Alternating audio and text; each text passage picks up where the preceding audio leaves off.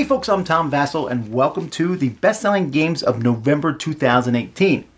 Now the data that I get to put these together comes from CoolStuff Inc., one of the largest online retailers, a great one. Check them out. And so we're going to go through the top 10 selling games for November by units sold. Although incidentally, the number one game on this list is also the number one for dollar amounts sold, which is not the case. October was the Mind.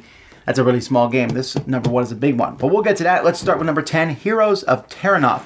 Now this fantasy flight game, which is a reworking of Warhammer Quest, a really cool little game here in which you are, you're going through quests and stuff, but there's a really neat card mechanism.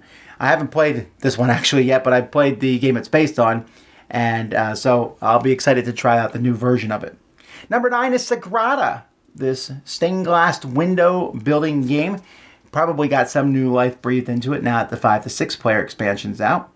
Number 8 is Between Two Castles of Mad King Ludwig. It was number 7 last month, so number 8 is pretty good to have 2 months in a row. Again, based, I'm sure, on the strength of how much people like Stonemaier games. Number 7, the tree card game, Arboretum, from Renegade Games. This one has been getting a lot of love. It's certainly a very beautiful game. One I'm going to have to check out at some point. Number 6 was number 2 last month. That's Reef.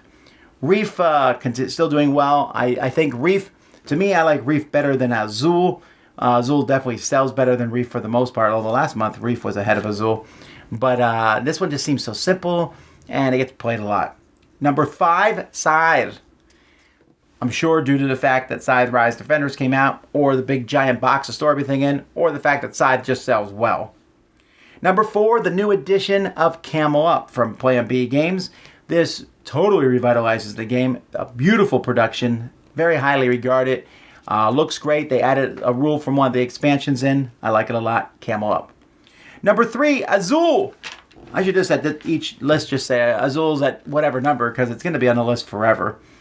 Number 2, Chronicles of Crime. This Lucky Duck game is getting a lot of buzz. It was my number 2 of the year, actually. Really enjoy this game where you're going out and solving crimes together. It's noticeably Detective was knocked off the list here. Chronicles of Crime on. And number 1, Betrayal Legacy. This legacy version of Betrayal at House on the Hill. Certainly a lot of buzz going in. Betrayal at House on the Hill has been a game that's been selling well for over a decade.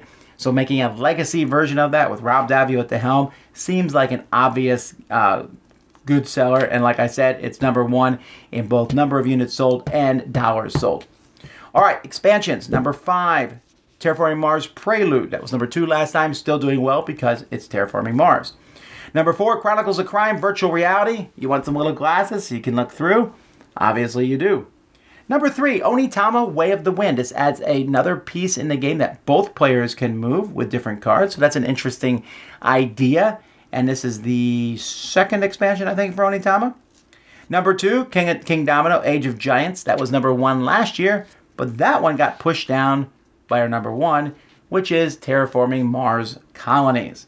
Again, Terraforming Mars has 2 of the expansions in the top 5. That's pretty good.